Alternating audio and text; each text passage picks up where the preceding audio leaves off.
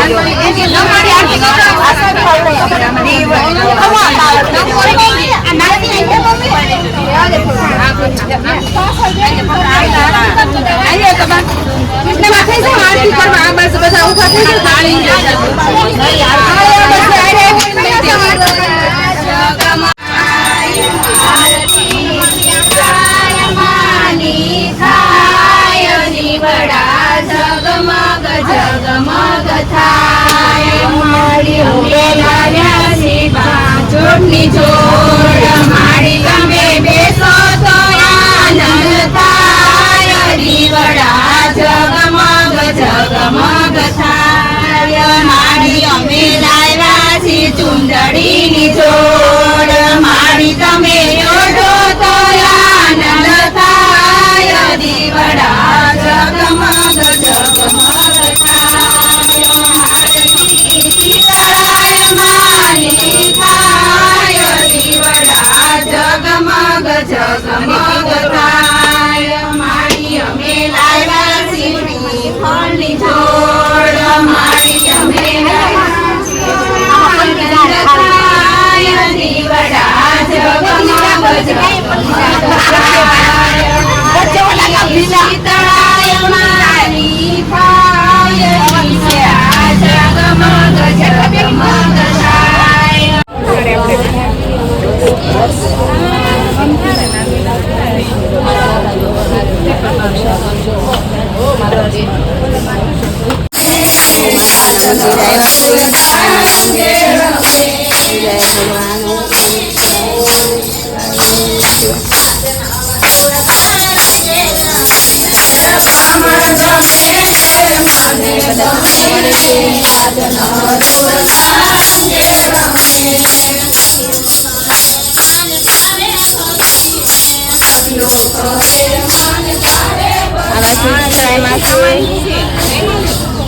મિત્રો અત્યારે વાગી ગયો છે 1 અને બધા જો અત્યારે ફ્રી થઈને બેઠા છે.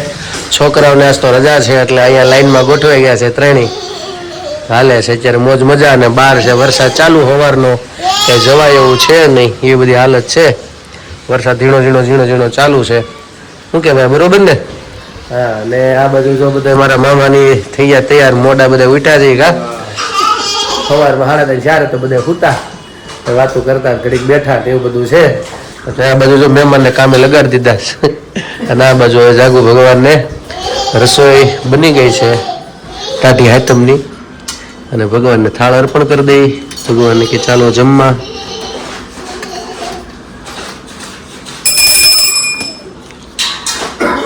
આજ તો ભગવાનને શું બનાવ્યું છે? પૂરી રાયતું, પૂરી ને શાક ને ભગવાનને સંભાળવાનું વાના અને ભગવાને કે જમવા પધારો. બસ જો ત્યારે 7:30 થઈ ગયા છે ને અહીંયા કરી લીધા છે મેં દીવાબત્તી. તો દીવાબત્તી થઈ ગયા અને હવે કરું છું રસોઈની તૈયારી. રસોઈમાં તો શાક બની ગયું, એક ચૂલે જ રાંધવાનું છે, એક ચૂલો તો ઠારેલો છે. એટલે જો આ બાજુ ભીંડાનું શાક બની ગયું. અહીંયા કાઢ્યું છે મોળું અને અહીંયા ગરમ દૂધ મૂક્યું છે. એક ચૂલાની પૂજા છે એટલે આપણે એક ચૂલે જ બનાવવાનું. તો હવે ભાખરી અને રોટલા. પ્રદીપને તો ભીંડાનું શાક હોય એટલે રોટલા જોઈ, તો રોટલા અને ભાખરી હવે એ બે બનાવી નાખું. આ બાજુ દૂધ થાય ત્યાં સુધી લોટ બાંધી લો.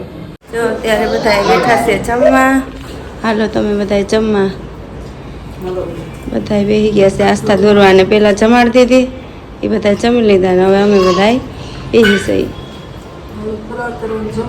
હા, મમ્મીને ફરાળ છે, મારે ટાટું ખાવાનું.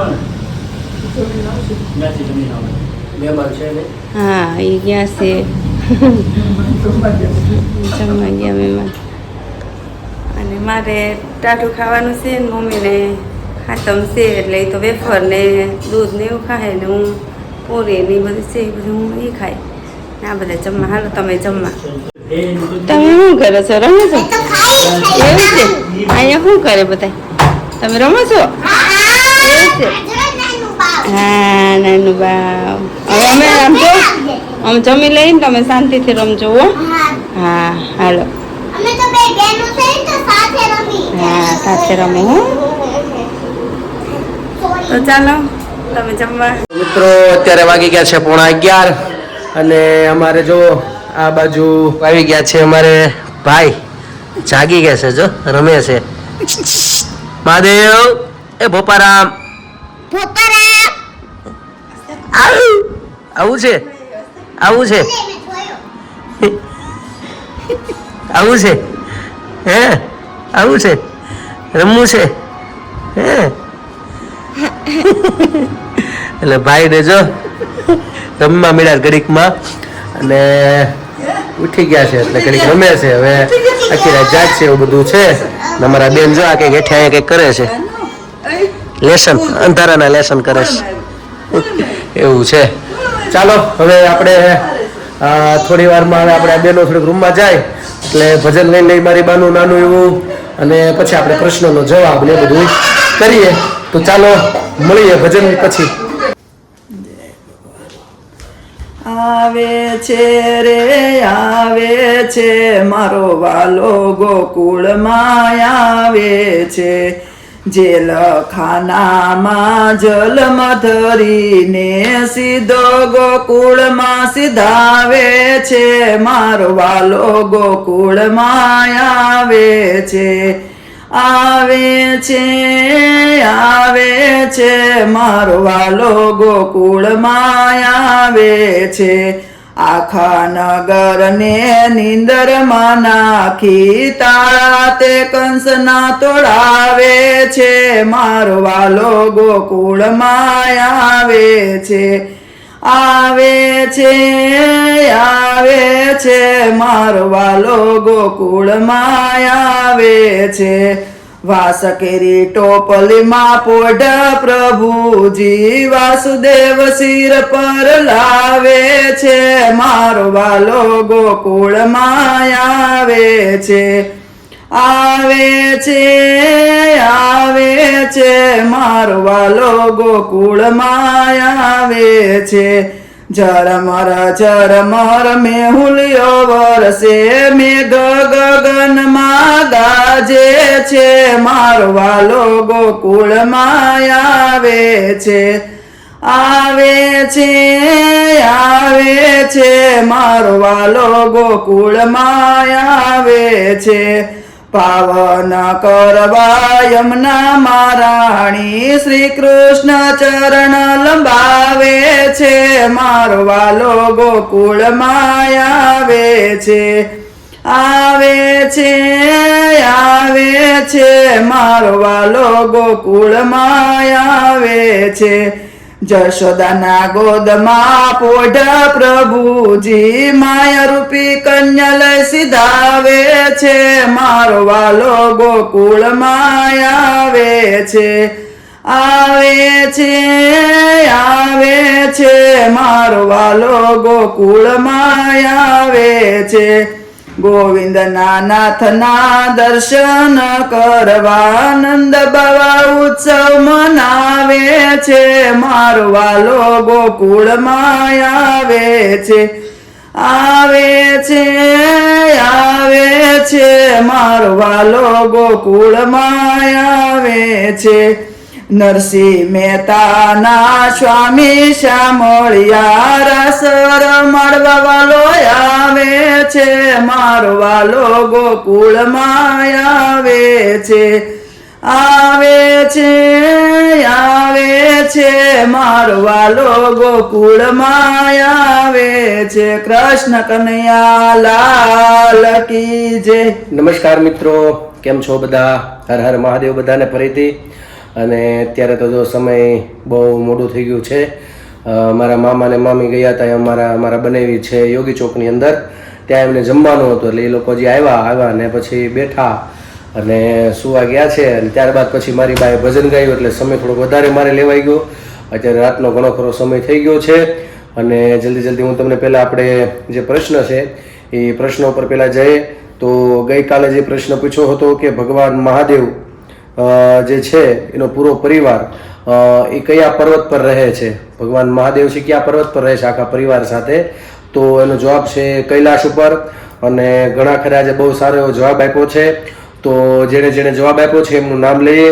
તો સૌથી પહેલાં છબીલભાઈ જુનાગઢ, અને ભટ્ટ જાનુબેન, અસ્મિતાબેન દેસાઈ ઉનાથી છે, સુધીરભાઈ મહેતા અમદાવાદથી છે, નીતાબેન ત્રાપસિયા ડેરી પીપરિયાથી છે, દક્ષાબેન કુંડલાથી છે, અને અર્ચનાબેન અમદાવાદ. તો આ બધા લોકોએ જવાબ આપ્યો છે. બધાનો ખૂબ ખૂબ આભાર જવાબ આપવા બદલ, અને આ ધર્મ પ્રશ્નોત્તરીની અંદર ભાગ લેવા બદલ ફરીથી બધાનો ખૂબ ખૂબ આભાર. અને આજનો મારો નવો પ્રશ્ન હું પૂછવા જઈ રહ્યો છું. તો પહેલાં આપણે પ્રશ્ન લઈ લઈએ, ત્યારબાદ પછી આપણે બ્લોગને વિરામ આપશું અને થોડીક નાની કંઈક આવી વાતો કરશું કે આજનો દિવસ કેવો રહ્યો અમારો. તો ચાલો પહેલાં આપણે પ્રશ્ન લઈ લઈએ. તો પ્રશ્ન છે કે ભગવાન શિવના તાંડવ નૃત્યથી એમને કયા નામથી ઓળખાય છે? ભગવાન જે તાંડવ કરે છે, જે નૃત્ય કરે છે તાંડવ નૃત્ય, તો એ ભગવાન કયા નામથી ઓળખાય છે મહાદેવ? તો તમારે મને એનો જવાબ આપવાનો છે. આશા કરું છું કે તમને બધાને પ્રશ્ન સમજાઈ ગયો છે. ફરીથી એકવાર કરી દઉં, ભગવાન શિવના તાંડવ નૃત્યથી એ કયા નામથી ઓળખાય છે? જે નૃત્ય કરે છે એનાથી ભગવાન કયા નામથી ઓળખાય છે? તો કાલે બધા તમે મને જવાબ આપજો. ફરીથી બધાને અત્યારે અગાઉ તમને બધાને ગોકુળ આઠમની ભગવાનનો કાલે જન્મદિવસ છે જેને આપણે ઉજવવાના છે. બધા સમગ્ર ભારતની અંદર બધા અત્યારે એની રાહ આતુરતાથી જોઈ રહ્યા હોય. અમારા સોસાયટીની અંદર પણ અત્યારે શણગાર ચાલુ છે અને અત્યારે પણ રાસ હતો, પણ મહેમાન છે એટલે કાંઈ જઈ શકા નથી. જાગુને થોડીક તબિયત બરાબર નથી, થાકી ગઈ એટલે એ પણ સૂઈ ગઈ છે, એટલે એ પણ જઈ શકા નથી. કે મારા બા અને જાગુ જતા હોય છે પણ એ પણ થાકી ગયા છે એટલે સૂઈ ગયા છે વહેલા બધા. પણ આવતીકાલે અહીંયા સાંજના 3 વાગ્યાથી રાતના 12 વાગ્યા સુધી સતત રાસ રહેશે અને ત્યારબાદ પછી અહીંયા અમારી ઉજવણી થશે ભગવાનની આપણે ગોકુળ આઠમની સોસાયટીમાં. બહુ સારું એવું ઉજવાય છે દર વખતે અમારે, અને જૂની પદ્ધતિથી કોઈ આય હોલું એવું કાંઈ નહીં વસ્તુ. ભગવાનને સાત્વિક રીતે બધા ભજન કરે છે. તો કોશિશ કરીશ તમને આવતીકાલે હું તમને ત્યાંના બધા દર્શન કરાવીશ ભગવાનના. તમે પણ તમારા ઘરે, તમારા સોસાયટીમાં, તમારા ગામની અંદર તમારા જે કાંઈ કૃષ્ણ ભગવાનનું મંદિર હોય, રામજી મંદિર હોય, અત્યારે બધી જગ્યાએ બધું પૂજન થતું હોય છે, તો ત્યાં પણ તમે પણ બધા જજો. આપણા સનાતન ધર્મને મંદિરમાં જોશું તો જ આપણે ટકી રહેશે. યાદ રાખજો, મંદિરે જવું જોઈએ. તો આવા મોટા ઉત્સવની અંદર તો ખાસ જવું અને બાળકોને પણ ખાસ સાથે લઈ જવા, જેથી કરીને એવા આનંદની અંદર જાય તેનું મન પ્રફુલ્લિત થાય, બાળક એક સારું શીખે. તો બસ આજનું અહીંયા બ્લોગ મારો હવે વિરામ આપું છું. પ્રશ્ન બધાને અપાઈ ગયો છે અને કાલે પાછા ફરી મળીશું નવા આનંદ સાથે. ભગવાનનો કૃષ્ણ જન્મ, નવો દિવસ જ આપણા માટે કહેવાય.